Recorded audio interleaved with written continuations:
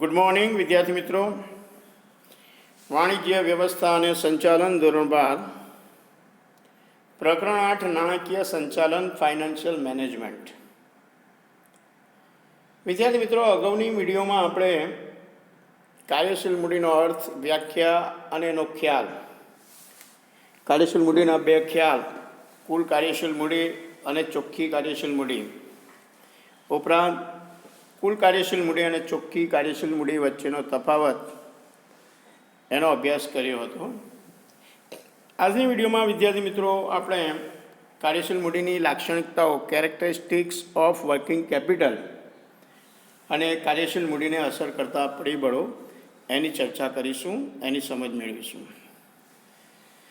તો સૌથી પહેલાં આપણે જોઈએ કાર્યશીલ મૂડીની લાક્ષણિકતાઓ. સ્ક્રીન ઉપર તમે જોઈ શકો છો કેરેક્ટરિસ્ટિક્સ ઓફ વર્કિંગ કેપિટલ, કે કાર્યશીલ મૂડીના લક્ષણો કયા કયા. પરીક્ષાની અંદર પ્રશ્ન પૂછાઈ શકે, કાર્યશીલ મૂડીનો અર્થ આપી કાર્યશીલ મૂડીની લાક્ષણિકતાઓ જણાવો અથવા કાર્યશીલ મૂડીના લક્ષણો જણાવો. તો કાર્યશીલ મૂડીની જે લાક્ષણિકતાઓ છે એમાં સૌથી પહેલાં છે ટૂંકા ગાળાની મૂડી. વિદ્યાર્થી મિત્રો, કાર્યશીલ મૂડી એ ટૂંકા ગાળાની મૂડી છે. જે કંઈ મૂડી કાર્યશીલ મૂડીમાં રોકાયેલી હોય છે એ ટૂંકા ગાળા માટેની હોય છે. એટલે ટૂંકા ગાળાની મૂડી એ કાર્યશીલ મૂડીનું પહેલું લક્ષણ છે. ત્યાર પછી બીજું લક્ષણ છે ચાલુ મિલકતોમાં રોકાણ. કાર્યશીલ મૂડીમાં દેવાદારો, લેણી હુંડીઓ, ટૂંકા ગાળાની જામીનગીરીઓનો ચાલુ મિલકતોમાં સમાવેશ થાય છે. એટલે કાર્યશીલ મૂડી જે રોકાયેલી હોય છે એ ચાલુ મિલકતોમાં રોકાયેલી હોય છે. એટલે કાર્યશીલ મૂડીનું ચાલુ મિલકતોમાં રોકાણ થયેલું હોય છે. એટલે ચાલુ મિલકતોમાં રોકાણ એ કાર્યશીલ મૂડીની બીજી લાક્ષણિકતા છે. ત્રીજું લક્ષણ છે તરલતા. તરલતા એ કાર્યશીલ મૂડીનું પાયાનું લક્ષણ છે. બધી જ ચાલુ મિલકતો કે જેમાં કાર્યશીલ મૂડી રોકાયેલી છે તેનું સરળતાથી રોકડમાં રૂપાંતર થાય છે. કાર્યશીલ મૂડી જે ચાલુ મિલકતોમાં રોકાયેલી હોય છે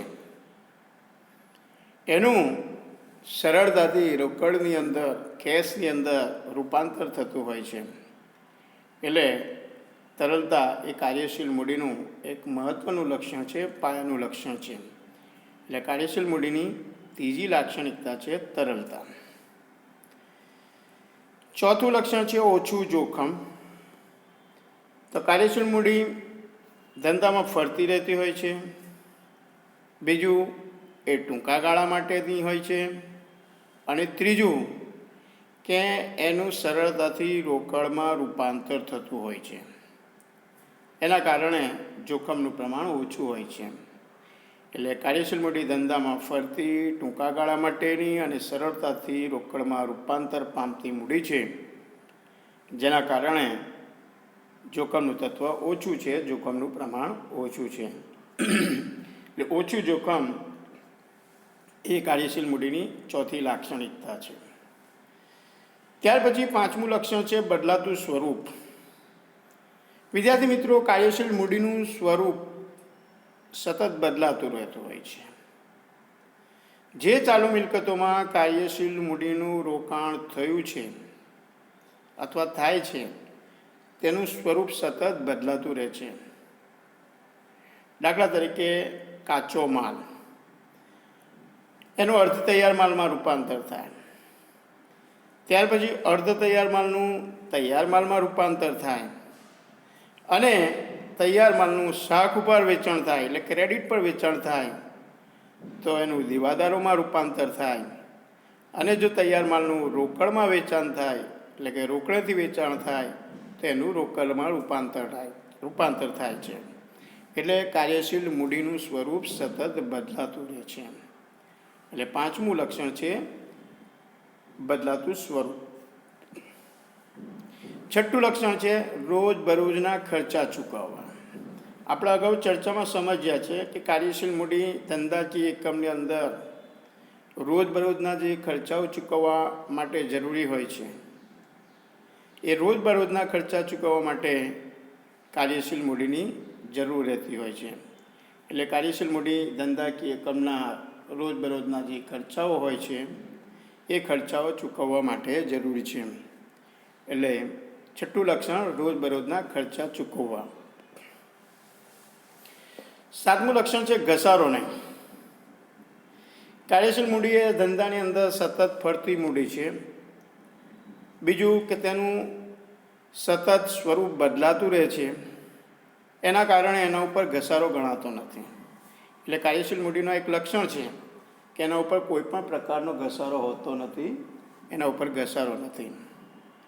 અને આઠમું લક્ષણ છે ધંધાના પ્રકાર અને સ્વરૂપ પ્રમાણે જરૂરિયાત. તો કાર્યશીલ મૂડીની જે જરૂરિયાત છે એ જરૂરિયાત ધંધો કેવા પ્રકારનો છે, ધંધાનું સ્વરૂપ કેવું છે, એના ઉપર આધાર રાખે છે. એટલે દરેક ધંધાની અંદર કાર્યશીલ મૂડીની જરૂરિયાતનું પ્રમાણ જુદું જુદું હોય છે. જેવો ધંધાનો પ્રકાર હોય, જેવું ધંધાનું સ્વરૂપ હોય, એ પ્રમાણે કાર્યશીલ મૂડીની જરૂરિયાત રહેતી હોય છે. તો વિદ્યાર્થી મિત્રો, આ થયા કાર્યશીલ મૂડીના લક્ષણોની વાત. હવે આપણે વાત કરીશું કાર્યશીલ મૂડીને અસર કરતા પરિબળો, એફેક્ટિંગ ફેક્ટર્સ ઓફ વર્કિંગ કેપિટલ. એટલે કાર્યશીલ મૂડીને કયા કયા પરિબળો અસર કરે છે એની વાત કરીએ. સ્ક્રીન ઉપર તમે જોઈ શકો છો કાર્યશીલ મૂડીને અસર કરતા પરિબળોમાં પહેલું પરિબળ છે ધંધાનો પ્રકાર અને સ્વરૂપ. બીજું છે ધંધાનું કદ. ત્રીજું ઉત્પાદન ચક્ર. ચોથું ઉત્પાદન નીતિ અને માંગનો પ્રમાણ. પાંચમું કાચા માલનો સંગ્રહ. છઠ્ઠું શાખ નીતિ. સાતમું ચાલુ મિલકતોનું રોકડમાં રૂપાંતર. આઠમું સ્ટોક ચલણ દર. 9 કામગીરીની કાર્યક્ષમતા અને 10 નફાની ફાળવણી. આ જે યાદી છે, આ 10 પરિબળો એ કાર્યશીલ મૂડીને અસર કરતા પરિબળો છે. તમામ પરિબળોની આપણે વિગતે ચર્ચા કરીશું. પહેલું પરિબળ છે ધંધાનો પ્રકાર અને સ્વરૂપ. કાર્યશીલ મૂડીની જરૂરિયાત ધંધાના પ્રકાર અને સ્વરૂપ પર આધાર રાખે છે. આપણે આગળ લક્ષણોમાં જોયું, છેલ્લું લક્ષણ જે આપણે જોયું કે ધંધો કેવા પ્રકારનો છે, ધંધાનું સ્વરૂપ કેવું છે, એના ઉપર કાર્યશીલ મૂડીની જરૂરિયાત રહે છે. દાખલા તરીકે જે વેપારી એકમોને મોટા પ્રમાણમાં માલનો સ્ટોક રાખવો પડતો હોય અને શાક પર વેચાણ કરવું પડતું હોય, એવા એકમોને પ્રમાણમાં વધારે કાર્યશીલ મૂડીની જરૂર પડે છે. એટલે ઉદ્યોગના સ્વરૂપ પ્રમાણે કાર્યશીલ મૂડીનું પ્રમાણ બદલાતું રહે છે. દાખલા તરીકે ભાઈ ગેસ કંપની, વિદ્યુત કંપની, એને ઓછી કાર્યશીલ મૂડીની જરૂર રહે છે. જ્યારે શ્રમ પ્રધાન ઉદ્યોગ હોય, એ શ્રમ પ્રધાન ઉદ્યોગમાં કાર્યશીલ મૂડીની વધારે જરૂર રહે છે. એટલે કાર્યશીલ મૂડીને અસર કરતું પહેલું પરિબળ છે ધંધાનો પ્રકાર અને સ્વરૂપ. ધંધાનો પ્રકાર કેવો છે, એનું સ્વરૂપ કેવું છે, એ કાર્યશીલ મૂડીને અસર કરે છે. ત્યાર પછી બીજું પરિબળ છે ધંધાનું કદ. વિદ્યાર્થી મિત્રો, જેમ ધંધાનું કદ નાનું તેમ કાર્યશીલ મૂડીની જરૂરિયાત ઓછી રહે છે. અને એનાથી વિપરીત જેમ ધંધાનું કદ મોટું હોય, એનો વ્યાપ વધારે હોય, એનો વિસ્તાર વધારે હોય, તેમ કાર્યશીલ મૂડીની જરૂરિયાત વધારે છે. એટલે ધંધાનું કદ એ કાર્યશીલ મૂડીને અસર કરતું બીજું પરિબળ છે. જેમ ધંધાનું કદ નાનું હોય એમ ઓછી કાર્યશીલ મૂડીની જરૂર પડે, અને ધંધાનું કદ મોટું હોય, એનો વ્યાપ વધારે હોય, તો ત્યાં વધારે કાર્યશીલ મૂડીની જરૂરિયાત રહેતી હોય છે. એટલે ધંધાનું કદ એ બીજું અસર કરતું પરિબળ છે. ત્યાર પછી ત્રીજું પરિબળ છે ઉત્પાદન ચક્ર. કાચા માલની ખરીદી અને તૈયાર માલનું ઉત્પાદન થાય તે બે વચ્ચેનો સમયગાળો એટલે ઉત્પાદન ચક્ર. ટકા પ્રશ્ન તરીકે પૂછી શકાય પરીક્ષાની અંદર કે ઉત્પાદન ચક્ર એટલે શું? તો એનો જવાબ આ રીતે આપી શકાય કે કાચા માલની ખરીદી અને તૈયાર માલનું ઉત્પાદન થાય એ બે વચ્ચેનો જે સમયગાળો છે, એ બે વચ્ચેનો જે પીરિયડ છે એને ઉત્પાદન ચક્ર કહેવાય છે. જો ઉત્પાદન ચક્રનો ગાળો લાંબો હોય તો કાચા માલ અને અર્ધ તૈયાર માલમાં કાર્યશીલ મૂડી રોકાયેલી રહેતી હોવાથી કાર્યશીલ મૂડીની જરૂરિયાત વધારે છે. એટલે કે ઉત્પાદન ચક્રનો ગાળો જો લાંબો હોય, વધારે હોય, તો ત્યાં કાર્યશીલ મૂડીની જરૂરિયાત વધારે છે. દાખલા તરીકે સુતરાઉ કાપડ અને શણ ઉદ્યોગ, એમાં ઉત્પાદન ચક્રનો ગાળો લાંબો હોય છે અને એના કારણે વધારે કાર્યશીલ મૂડીની જરૂરિયાત છે. જ્યારે બેકરી ઉદ્યોગ છે, ડેરી ઉદ્યોગ છે, આવા ઉદ્યોગોમાં ઉત્પાદન પ્રક્રિયાનો સમયગાળો એટલે કે ઉત્પાદન ચક્રનો જે સમયગાળો હોય છે એ ટૂંકો હોય છે અને એના કારણે આવા ઉદ્યોગોની અંદર પ્રમાણમાં ઓછી કાર્યશીલ મૂડીની જરૂર રહે છે. એટલે ઉત્પાદન ચક્ર એ ત્રીજું અસર કરતું પરિબળ છે. જેમ ઉત્પાદન ચક્રનો ગાળો લાંબો હોય તેમ વધારે કાર્યશીલ મૂડીની જરૂરિયાત રહે છે, અને જો ઉત્પાદન ચક્રનો ગાળો ઓછો હોય, ટૂંકો હોય, તો ઓછી કાર્યશીલ મૂડીની જરૂર રહે છે. ત્યાર પછી ચોથું અસર કરતું પરિબળ છે ઉત્પાદન નીતિ અને માંગનો પ્રકાર. ઉત્પાદિત વસ્તુની માંગ મોસમી માંગ હોય અને ધંધાકીય એકમ આખા વર્ષ દરમિયાન સ્થિર ઉત્પાદનની નીતિ રાખતું હોય તો વધારે કાર્યશીલ મૂડીની જરૂર છે. ફરીથી સમજીએ કે ધંધાકીય એકમ જો સ્થિર ઉત્પાદનની નીતિ રાખતું હોય, એટલે કે આખા વર્ષ દરમિયાન ઉત્પાદન કન્ટિન્યુ રહેતું હોય, અને જો વસ્તુની માંગ જે ઉત્પાદન કરવામાં આવે છે વસ્તુની માંગ મોસમી હોય, સિઝનલ હોય, તો કાર્યશીલ મૂડીની જરૂર વધારે રહે છે. દાખલા તરીકે ગરમ કપડાનું ઉત્પાદન કરતી કંપનીઓ મોટે ભાગે 12 માસ એનું ઉત્પાદન ચાલુ રાખે છે, પણ એનું વેચાણ શિયાળાની ઋતુમાં જ થાય છે.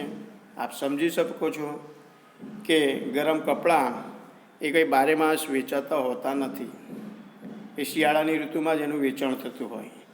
છતાં ગરમ કપડાનું ઉત્પાદન કરતી કંપનીઓ હોય તેઓ એનું ઉત્પાદન આખું વર્ષ કન્ટિન્યુ રાખતી હોય, ચાલુ રાખતું હોય, તો ત્યાં વધારે કાર્યશીલ મૂડીની જરૂર છે. એટલે તમારી ઉત્પાદનની નીતિ કેવી છે અને માંગનો પ્રકાર કેવો છે એ પણ કાર્યશીલ મૂડીને અસર કરતું એક મહત્ત્વનું પરિબળ છે. ત્યાર પછીનું પાંચમું પરિબળ છે કાચા માલનો સંગ્રહ. કાચા માલ, જેને આપણે અંગ્રેજીમાં કહીએ રો મટીરિયલ્સ, એના પ્રાપ્તિ સ્થાનો, એના સોર્સિસ મર્યાદિત હોય, એટલે કે ઓછા હોય, અને કાચો માલ જો આપણને અનિયમિત રીતે મળતો હોય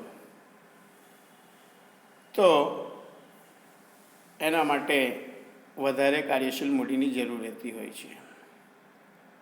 એટલે કાચા માલના પ્રાપ્તિ સ્થાનો મર્યાદિત હોય કે અનિયમિત રીતે કાચો માલ આપણને પૂરો પાડવામાં આવતો હોય, યા કાચો માલ આપણને ચોક્કસ ઋતુમાં જ પ્રાપ્ત થતો હોય, તો તેવા સંજોગોની અંદર આપણે કાચા માલનો સંગ્રહ કરવો પડે છે. અને આ કાચા માલનો સંગ્રહ કરવા માટે કાર્યશીલ મૂડીનું રોકાણ મોટા પ્રમાણમાં થતું હોય છે, અર્થાત વધારે પ્રમાણમાં કાર્યશીલ મૂડીની જરૂરિયાત રહેતી હોય છે. એટલે કાચા માલનો સંગ્રહ પણ કાર્યશીલ મૂડીને અસર કરતું એક પરિબળ છે. છઠ્ઠું પરિબળ છે શાખ નીતિ. તૈયાર માલનું વેચાણ રોકડેથી કરવાની નીતિ હોય તો ઓછી કાર્યશીલ મૂડીની જરૂર પડે છે. ધંધાકીય એકમની શાખ નીતિ કેવી છે? જો આપણે તૈયાર માલનું વેચાણ રોકડેથી કરવાની નીતિ અપનાવીએ તો ઓછી કાર્યશીલ મૂડીની જરૂર પડે છે. પરંતુ શાખ ઉપર વેચાણની નીતિ અપનાવવામાં આવતી હોય, એટલે કે ઉધારે માલનું વેચાણ કરવામાં આવતું હોય, તો કાર્યશીલ મૂડીની જરૂરિયાત વધારે છે. આ જ રીતે કાચો માલ સરળતાથી આપણને શાક ઉપર મળી રહેતો હોય, આપણને ઉધારે માલ મળી રહેતો હોય તો તે સંજોગોમાં ઓછી કાર્યશીલ મૂડીની જરૂર રહે છે. એટલે જો કાચા માલની ખરીદી રોકડેથી જ કરવી પડતી હોય તો કાર્યશીલ મૂડીની જરૂરિયાત વધારે રહે છે. એટલે શાક નીતિ એ પણ કાર્યશીલ મૂડીને અસર કરતું એક પરિબળ છે. 7મું પરિબળ છે ચાલુ મિલકતોનું રોકડમાં રૂપાંતર. દેવાદારો પાસેથી જો ઉઘરાણી ઝડપથી વસૂલ થતી હોય, તૈયાર માલનું વેચાણ રોકડેથી થતું હોય, લેણી હુંડીના નાણાં પાકતી તારીખે મળી રહેતા હોય તો પ્રમાણમાં ઓછી કાર્યશીલ મૂડીની જરૂર પડે છે. અને એનાથી વિપરીત એટલે કે ઉલટું કાર્યશીલ મૂડીની જરૂરિયાત વધારે રહેતી હોય છે. એટલે ચાલુ મિલકતોનું રોકાણમાં રૂપાંતર એ પણ કાર્યશીલ મૂડીને અસર કરતું એક પરિબળ છે. 8મું છે સ્ટોક ચલણ. તૈયાર માલના સ્ટોકનો ચલણ દર ઊંચો હોય તો કાર્યશીલ મૂડીની જરૂરિયાત ઓછી રહે છે. અને જો સ્ટોક ચલણ દર નીચો હોય તો કાર્યશીલ મૂડીની જરૂરિયાત વધારે છે. કારણ કે કાર્યશીલ મૂડી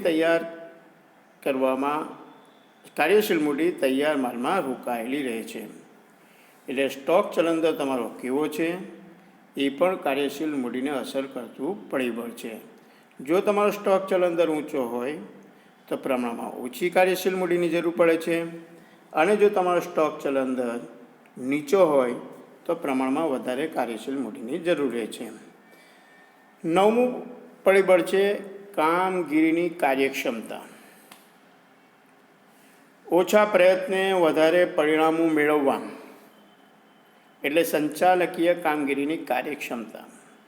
એટલે ઓછા પ્રયત્નો વડે વધારેમાં વધારે પરિણામો મેળવવામાં આવે એને સંચાલકીય કામગીરીની કાર્યક્ષમતા કહેવાય છે. એકમની અંદર જે સાધનો હોય છે એ ઉપલબ્ધ સાધનોનો કાર્યક્ષમ ઉપયોગ અને બગાડ ઓછો કરીને કે બગાડ દૂર કરીને અને ઉઘરાણીને ઝડપી બનાવીને કાર્યશીલ મૂડીની જરૂરિયાત ઘટાડી શકાય છે. એટલે કે કામગીરીની કાર્યક્ષમતા, એકમની અંદર જે કામગીરી થાય છે એની કાર્યક્ષમતા છે, એ કાર્યક્ષમતા પણ કાર્યશીલ મૂડીને અસર કરતું એક પરિબળ છે. અને છેલ્લું પરિબળ છે નફાની ફાળવણી. ડિવિડન્ડ તરીકે કરવામાં આવતી નફાની ફાળવણી રોકડને અસર કરે છે. ધંધાકીય એકમો એનો જે નફો હોય છે એ નફો એના માલિકોને ડિવિડન્ડ તરીકે વહેંચતા હોય છે. તો ડિવિડન્ડ તરીકે કરવામાં આવતી જે નફાની ફાળવણી છે એ ફાળવણી રોકડને અસર કરે છે. કારણ કે ડિવિડન્ડ રોકડમાં જ ચૂકવવું પડે છે. કંપની તેના નફાનો મોટો ભાગ ડિવિડન્ડ તરીકે ફાળવતી હોય ત્યારે ધંધામાંથી રોકડ વધારે બહાર જતી હોય, કાર્યશીલ મૂડીની વધારે જરૂર રહે છે. એટલે તમારી નફાની ફાળવણી કેવી છે એ પણ કાર્યશીલ મૂડીને અસર કરતું એક પરિબળ છે. તો વિદ્યાર્થી મિત્રો, આ વાત થઈ કાર્યશીલ મૂડીને અસર કરતા પરિબળોની. તો આજની વિડીયોમાં આપણે 2 મુદ્દાઓનો અભ્યાસ કર્યો, 2 મુદ્દાઓને સમજ્યા. કાર્યશીલ મૂડીના લાક્ષણિકતાઓ, એના લક્ષણો અને કાર્યશીલ મૂડીને અસર કરતા પરિબળો. અગાઉની વિડીયોમાં આપણે આ પ્રકરણમાં આગળ અભ્યાસ કરીશું. Thank you.